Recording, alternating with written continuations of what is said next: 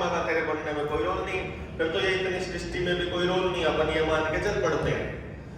तो भैया जब परमात्मा जब कोई चीज बनाता है तो वो इस बात को ध्यान में रखते हुए बनाता है कि मेरी कोई भी एक चीज किसी दूसरी चीज का अतिक्रमण ना करे, कोई एक जीव किसी दूसरे जीव का अस्तित्व नष्ट ना करे, या किसी और व्यवस्था को वो छेड़े ना, किसी और व्यवस्था को ना डिस्टर्ब करे, क्योंकि उससे पूरी की पूरी व्यवस्था में बदलाव आता है। हाइब्रिड बीज आने के बाद ही अंडरग्राउंड पानी खत्म होना शुरू हुआ है। जब तक हाइब्रिड बीज नहीं थे, देसी बीजों के लिए प्राकृतिक रूप से जितनी बारिश चाहिए उतनी हो जाती थी। बड़े स्मार्ट थे हमारे बड़े बुजुर्ग, एक ही खेत में 4-5 तरह के बीज डाल देते थे। वो बीज भी जिसमें ज्यादा बारिश में पैदा होते हैं, वो बीज भी जो कम बारिश में पैदा होते हैं। मान लो उस साल थोड़ी बारिश हुई तो जो कम बारिश चाहिए वो वाले बीज उग जाएंगे उस साल, और जो ज्यादा वाले हैं वो नहीं उगेंगे या वो कम पैदा होंगे। और जब ज्यादा बारिश हो गई तो ज्यादा बारिश वाले बीज उग जाएंगे, कम बारिश वाले नहीं उगेंगे, या उगेंगे तो बहुत थोड़े उगेंगे, या उनके बीजों की जो उनके जो अनाज है वो पतले रह जाएंगे या कमजोर रह जाएंगे, और जिसको जो चाहिए, जैसा वातावरण चाहिए वैसे वातावरण में उग जाएंगे। अब प्रकृति का भी कमाल है कि आयुर्वेद भी ये कहता है कि जैसा मौसम होता है उसी हिसाब से बीमारियां आती हैं। और अब ये भी आयुर्वेद भी कहता है और पुराना इतिहास भी कहता है कि बीमारी की वजह से, जिस जगह पर जिस चीज की वजह से बीमारी होती है, उसके बराबर में उसका इलाज भी पैदा होना शुरू हो जाता है प्राकृतिक रूप से। खुजली वाला पौधा जहां मिलेगा उसके पास में ही खुजली मिटाने वाला पौधा भी मिलेगा। समझ गए ना? जब बुखार होना होता है तो उस एरिया में वैसी वनस्पति पैदा होनी शुरू हो जाएगी। जब प्रकृति को मालूम है कि इन लोगों की ऐसी आदत बन चुकी है, अब की बार इतनी बारिश होने वाली है, इतनी बारिश में इतने लोगों को बुखार होने वाला है, तो बुखार होने वाला है इसलिए प्रकृति में कहीं ना कहीं ऐसी वनस्पति पैदा होनी शुरू हो जाएगी जहां उस बुखार का इलाज होना है। जिस टाइप का बुखार होगा वैसी ही वनस्पति हो जाएगी। राजस्थान में हिमाचल वाली बीमारियां नहीं आएंगी, हिमाचल में राजस्थान वाली बीमारियां कभी नहीं आएंगी। समझ गए ना? यहाँ के लोगों को जो बीमारी होगी वो आज दूसरे इलाके में नहीं होने वाली है। लेकिन अगर राजस्थान का आदमी हिमाचल की सेब खाना शुरू कर देगा, कश्मीर की सेब खाना शुरू कर देगा, तो कश्मीर वाली बीमारियां होनी स्टार्ट हो जाएगी। वो यहाँ के लिए नहीं बनी है ना। अगर आपको कश्मीर की सेब खानी है तो कश्मीर जाइए, वहां जाकर खाकर आइए। वो वहां के मौसम के लिए बनी है, यहाँ के लिए नहीं बनी है। तो जैसे ही हम प्रकृति की इस व्यवस्था को डिस्टर्ब करते हैं वो बहुत खतरनाक है। अगर वो खतरनाक है तो इसका मतलब जितनी भी यूनिवर्सिटी है, जितने भी इंस्टीट्यूशन है, ये बीजों में हेर फेर करते हैं, बीजों की उच्च तकनीक नहीं बनाते हैं। ये ध्यान रखिएगा। समझ गए ना भाई? भगवान से बढ़िया तो नहीं बना सकते ना परफेक्ट। जितना परफेक्ट उसने बना रखा है वो इतना नहीं बना सकते। तो हम ये कह सकते हैं कि ये बीजों को छेड़छाड़ करते हैं। अब जो ये बच्चों को लगने वाले इंजेक्शन होते हैं बचपन से, इनके अंदर भी यही सब कुछ होता है। आपके जीन्स को बदला जाता है, उसके अंदर धीरे धीरे कोई ना कोई ऐसी चीज डाली जाती है जो अंदर आपकी नेचुरल इम्यूनिटी को सपोर्ट करने लगे। देखना, ध्यान देना। वो कहते हैं कि ये बीमारी ना हो इसलिए ये इंजेक्शन लगाया जाता है। मान लेते उस बच्चे को बीमारी होनी ही नहीं थी पूरी जिंदगी, ठीक है, फिर उसको क्यों डाला गया उसके शरीर में वो केमिकल? और आपको कैसे पता कि ये बीमारी होनी है? पक्का होगी। कभी खेती किस किस ने की है? किस किस ने उस एग्रीकल्चर यूनिवर्सिटी से आए हुए साइंटिस्ट की बात सुनी है? किसी ने सुनी है? अभी आपका पाला नहीं पड़ा। हमारे हरियाणा में आते हैं, वो क्या कहते हैं, इस बार इतनी ये खरपतवार आसक्ति है, इस खरपतवार के लिए इतना दवाई फेंकना पड़ेगा खेत के अंदर। ठीक है जी, बहुत बढ़िया बहुत बढ़िया। ये खरपतवार खेत में आ सकती है, इसके लिए इतनी दवाई फेंकनी पड़ेगी। लेकिन भाई रोक ले आ रहे,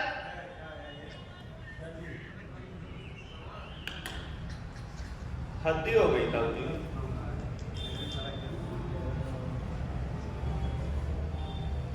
खरपतवार होगी तो इसमें ये दवाई डालनी पड़ सकती है, लेकिन ये खरपतवार के होने से पहले डालनी पड़ेगी।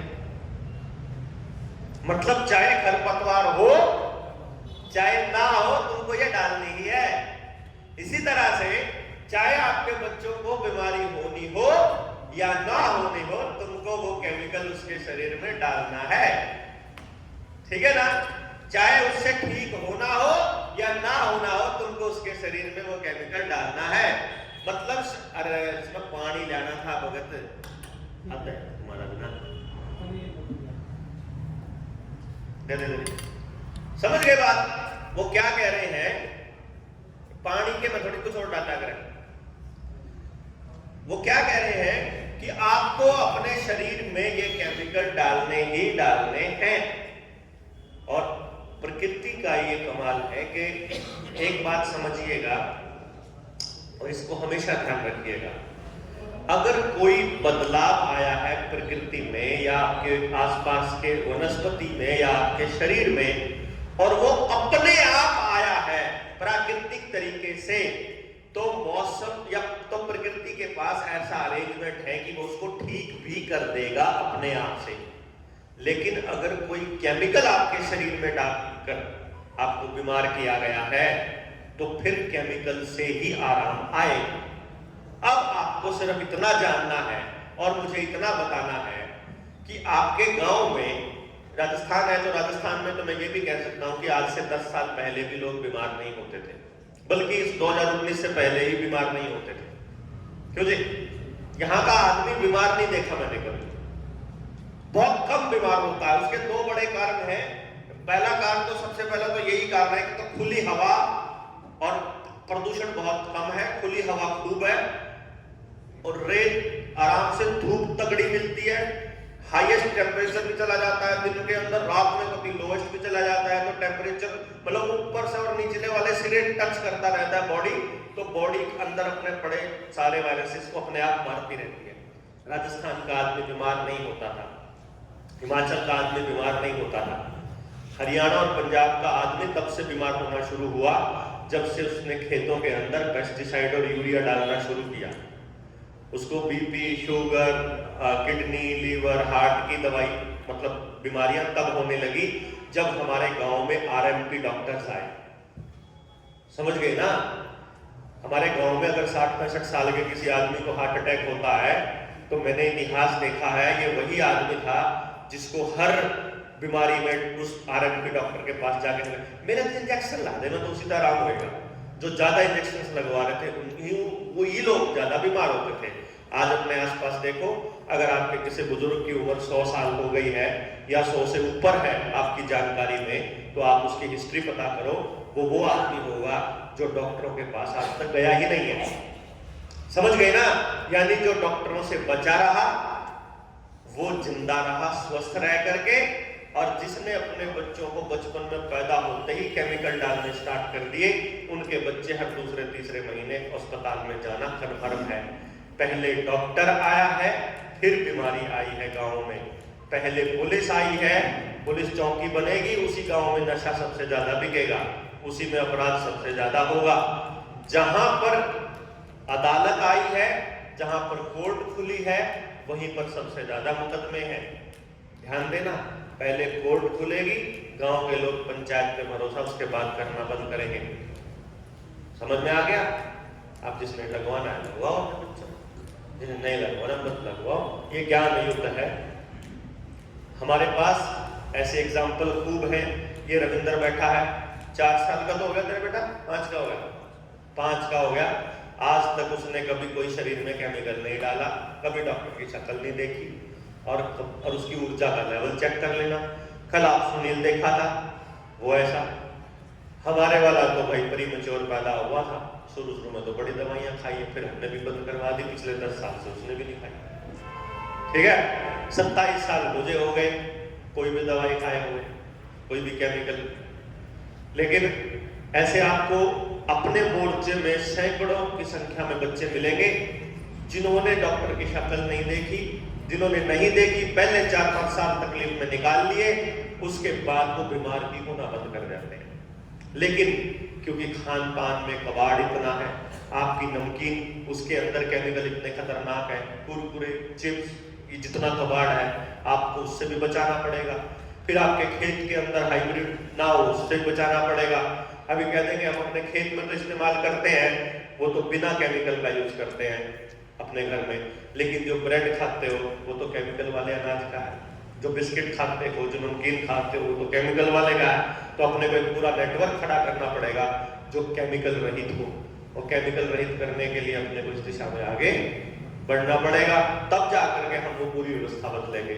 तो आपको डलवाना चाहिए आपके बच्चे के शरीर में केमिकल, बस ये समझ लो जिसने बीमार होना है वो उन डॉक्टरों के पास अपने बच्चों को ले जाओ।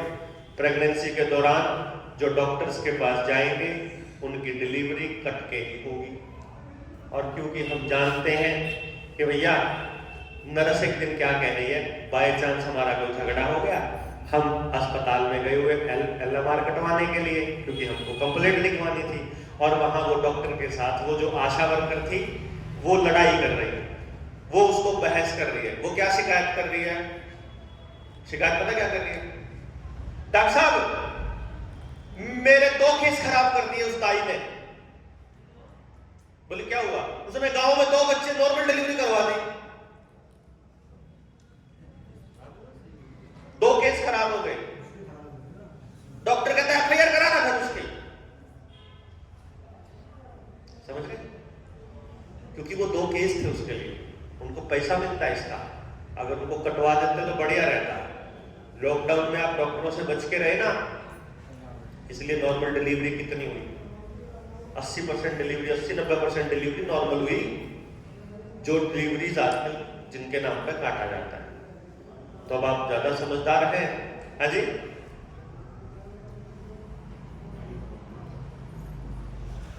तो ज्यादा समझदार हैं कि भैया 1 करोड़ रुपया लेके जो 1 करोड़ रुपया खर्च करके जो डॉक्टर बनेगा वो चाहेगा कि आप बीमार ना पड़ो,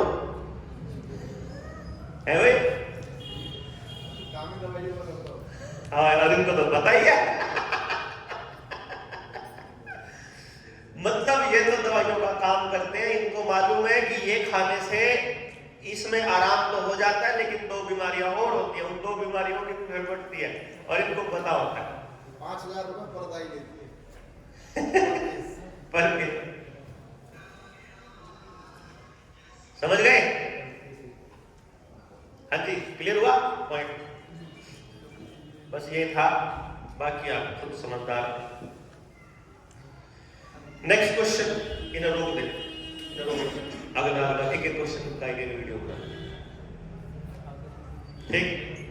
अगला क्वेश्चन है 2011 के बाद एक कानून बना RBI द्वारा के नोट छापने के लिए मानक की आवश्यकता नहीं है, ये लागू किया गया या नहीं किया गया? ये लागू किया जा चुका है, कॉइनेज एक्ट 2011 के नाम से 2012 में इसको पास कर दिया गया था।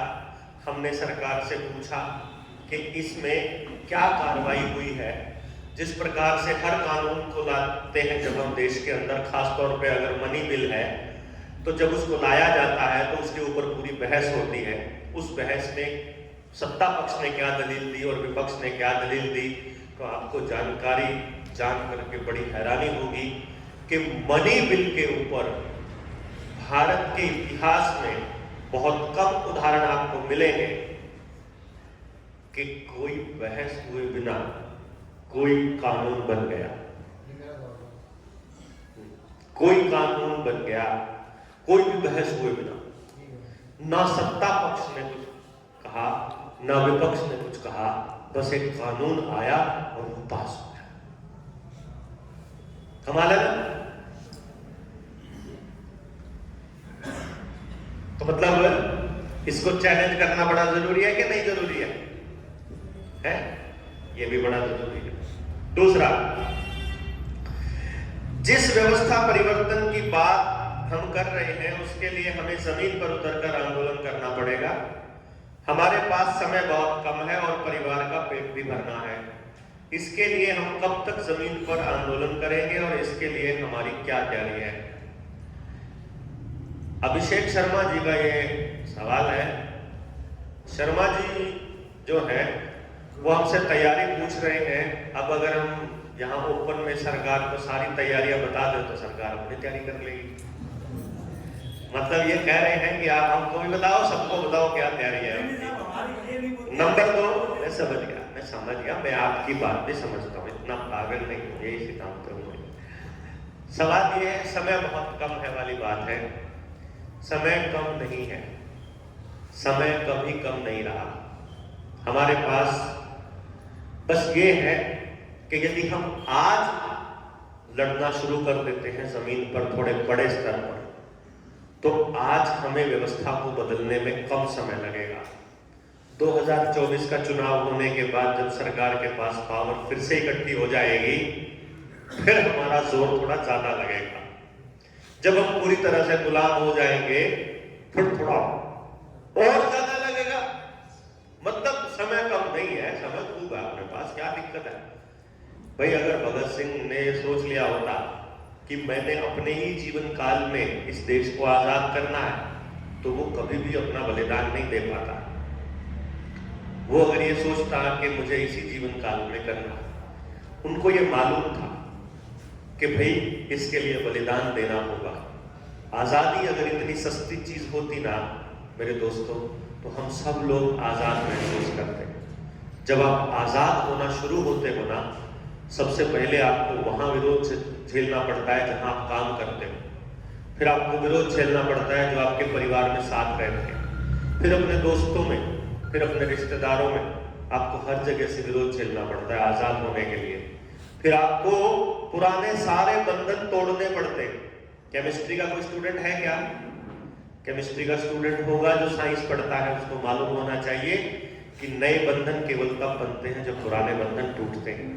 जब पुराने बंधन टूटते हैं तो आदमी को ऐसा महसूस होता है कि मैं तो अकेला हो गया। देखिएगा, जब कोई चीज नीचे से ऊपर जाए या ऊपर से नीचे आए या फिर नीचे से ऊपर जाए, इस सारी कंडीशन में क्या कमाल की बात होती है। जब ऊपर से नीचे आ रही है कोई चीज और अब इसने ऊपर जाना शुरू किया, तो पहले नीचे आकर कुछ समय के लिए, वो 1 सेकंड हो सकता है, वो सेकंड का 1000वां हिस्सा हो सकता है, वो सेकंड का 100वां हिस्सा हो सकता है, लेकिन एक क्षण के लिए वो रुकेगी, उसकी वेलोसिटी, उसकी स्पीड 0 हो जाएगी, वो फिर ऊपर जाना शुरू होगी। ऊपर जाते जाते वो एक समय पर बिल्कुल 0 हो जाएगी, फिर नीचे आना शुरू होगी। इसी प्रकार से जब पुराने बंधन टूटते हैं और नया बंधन बनता है, केमिस्ट्री में भी जब हम बॉन्डिंग की बात करते हैं, तो एक टाइम ऐसा आता है जब वो आयन होता है या फिर वो जो मॉलिक्यूल होता है वो बिल्कुल अकेला होता है। इसी तरीके से जब आपके पुराने बंधन टूटते हैं नए बंधन बनने के लिए, जब आप आजादी की प्रक्रिया में बढ़ रहे होते हो और पुरानी व्यवस्था से आजाद होना चाहते हो, तो एक मोमेंट के लिए ऐसा समय आता है जब आप बिल्कुल अकेला महसूस करते हो। And that is the moment जब आपको रास्ता तय करना होता है कि वापस उसी रास्ते पर चले गुलामी के या आजादी वाले पर ही कायम रहना है। वो जब आजादी वाले पर जब हम कायम हो जाते हैं तो आपके नए रिश्ते बनने शुरू होते हैं। तो इस प्रकार से अगर आजादी अगर इतनी सस्ती होती तो तमाम 7.5 लाख से ज्यादा क्रांतिकारियों को अपनी जान नहीं गंवानी पड़ती। ये इतनी महंगी चीज है कि अगर हमारे बलिदान देने से हमारी अगली संतानें भी आजाद होती हो तो भी घाटे का सौदा नहीं है। ये हमारे देश में क्रांतिकारी बता करके गए हैं। ये इतना छोटा काम भी नहीं है कि भाई इसको कोई भी कर सकता है। इतना छोटा काम होता तो अभी तक हम लोग 1 लाख लोग इकट्ठे कर लेते। जब हम देखो ना, कोयला निकालना हो, किसी जंगल में पता चला कि यहाँ कोयला हो सकता है, जब आप खोदने चलोगे तो कोयला ही कोयला निकलेगा, ठीक है ना। सबसे ज्यादा मिट्टी निकलेगी, फिर कोयला निकलेगा जब कोयला हो। लेकिन अगर पता चल जाए कि यहाँ पर लोहा है, तो मान लो 1 टन मिट्टी में 10 ग्राम लोहा मिले या आधा किलो लोहा मिले, ऐसा हो सकता है। लेकिन अगर पता चले कि यहाँ सोना है, तो क्या पता 1000 टन में जाकर के 10 ग्राम मिले। हमें क्या पता कितना खोदना पड़ता है तब जाकर के सोना मिले। और जब पता चले कि यहाँ हीरा हो सकता है तो कितनी खुदाई करनी पड़ती होगी तब जाकर के एक हीरा मिलता होगा, या हीरे कितना एरिया। कितने साल लगते हैं उसको तपने में, कितना प्रेशर और कितना टेम्परेचर झेलना पड़ता है, ये बात समझने की है। मतलब जो लोग बलिदान देने वाले हैं, जो लोग जिनके बलिदान से हमारी अगली पीढ़ियां आजाद होने वाले हैं, उनकी सर्चिंग की प्रोसेस ही इतनी लंबी है। वो इतना सस्ता काम नहीं है ना, इतना छोटा काम नहीं है कि हम लोग ये कह दें कि भैया हम निकले और आजादी की दिशा में बढ़ चले। जो काम हमने छेड़ा है ये बहुत टफ काम, ये बहुत टाइम कंज्यूमिंग काम है और हमारे पास समय की कोई कमी नहीं है। कमी किस चीज की है? सब्र की। कमी किस चीज की है? अपना किए हुआ परमात्मा को अर्पित करने की। या हमारे यहाँ थोड़ा सा कर लेता है आदमी, क्रेडिट लेने की होड़ मच जाती है, अखबार में नाम ना छपे तो टेंशन हो जाती है, आंदोलन में माइक पर बोलने को ना मिले तो टेंशन हो जाती है? और एक जना सारे पैसे खा गया इसकी टेंशन हो जाती है, उसने हमारा हिस्सा नहीं दिया इसकी टेंशन हो जाती है, बच्चे रोटी कैसे खाएंगे इसकी भी टेंशन हो जाती है। वाकई में होती है, बहुत बार हुई हमारे साथ, अभी भी हो जाती है मेरे साथ। अभी मैं मैसेज दिखाऊंगा, मेरे मकान मालिक का मैसेज आया हुआ है कि किराया क्यों नहीं दिया अब तक, 2 महीने हो चुके हैं, 3रा महीना नहीं दिया।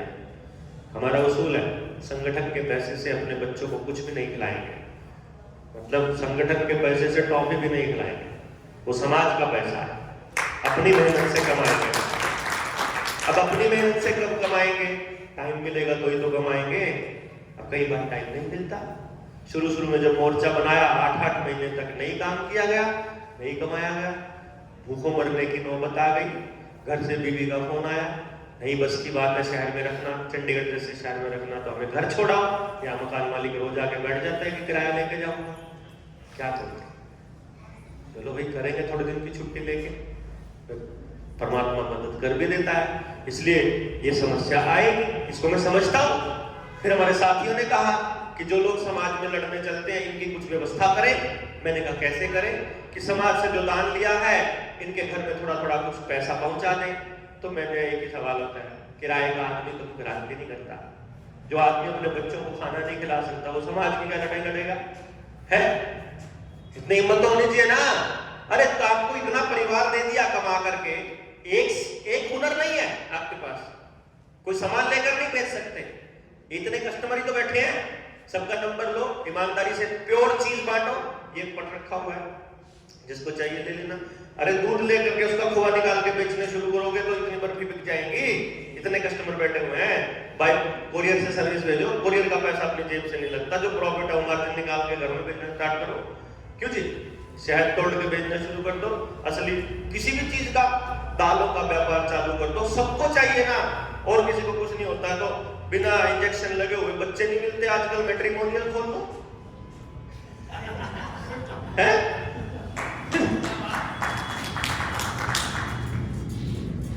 कुछ ही कर लो यार। ये लोग मिलवाने का पर्पस यही है कि एक दूसरे का सपोर्टिव हैंड बनेंगे अपन, ठीक है ना। हम जो भी काम करते हैं एक दूसरे को मदद करो ना, सारे के सारे। अभी मेरा थोड़ा सा नाम चल गया, मान लो पूरे समाज में घूमता हूं मैं, तो बहुत ज्यादा लोग जानते हैं, ज्यादा लोग जानते हैं तो इसका बेनिफिट मैं उठा सकता हूं कि नहीं? सामान बेचना चालू करूं अपना, अपनी दुकान खुद चलेगी कि नहीं? हमने नियम बनाया, नहीं मैं नहीं बेचूंगा सामान, आप बेचो मेरा इस्तेमाल करके। अगर आपके पास कोई प्योर चीज है तो अपने समाज में दीजिए ना, खेती कीजिए ऑर्गेनिक, सामान आपका गांव से उठाएंगे, घर से उठवाएंगे पैकिंग में, आप प्योर चीज उगाइए, आपको पता चलेगा। आप ये वकील साहब हैं, इनकी वकालत हम चलवाएंगे, आपको इतने केस देंगे, इतने ताले तोड़ेंगे, टेंशन ही नहीं। क्या दिक्कत है? जो बिजली का काम करता है वो बिजली का सामान उससे लाओ ना, अपने आदमी से। कोई एसी ठीक करता है, कोई कूलर ठीक करता है, अपने जेएसएम वाले से ठीक कर लाओ ना, है? 2 पैसे ज्यादा जाएंगे तो अच्छे आदमी के पास जाएंगे, समृद्धि होगी, अच्छे आदमी की होगी। गांव के आदमी को, किसान को मजबूत करो। और इतने सारी चीजें हैं, अपन मैकेनिक भी हमारे बीच बैठे हुए हैं, दुकानदार भी हमारे बीच बैठे हुए हैं, सारे टाइप के लोग बैठे हैं, सारे अपना अपना मेहनत करो। डॉक्टर साहब मैं जन्मपत्री बना लेता हूँ, ब्राह्मण आदमी हूँ, भी अपने बच्चे ही बनवा ले, मुझसे बनवा ले, बनवा ले। और ज्यादा पकाने की बात करें तो सबको बताओगे झूठ बोलता है, बात करता है, बाद में सच्चाई का मैं रिसर्च का मैं इसकी बताओ सच्चाई नहीं। अगर सच्ची करा है तो सबको बताओ कि बनवानी चाहिए, और अगर गलत करता तो बताओ कि नहीं बनवानी चाहिए, ठीक है ना। जो अच्छा आदमी है उसका प्रचार करो खूब, और जो बुरा आदमी है उसका भी करो,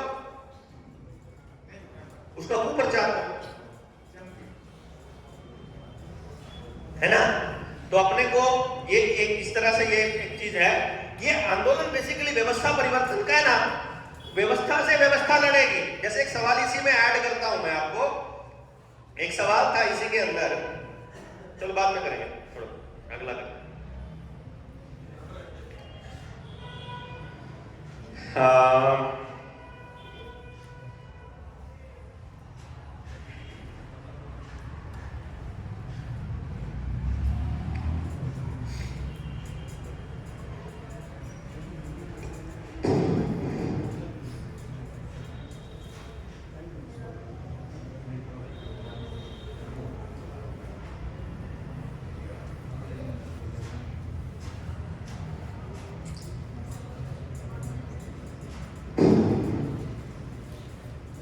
चलिए क्वेश्चन भी इंपॉर्टेंट है। अब एक क्वेश्चन है कि अगर हर प्रधानमंत्री को न्यू वर्ल्ड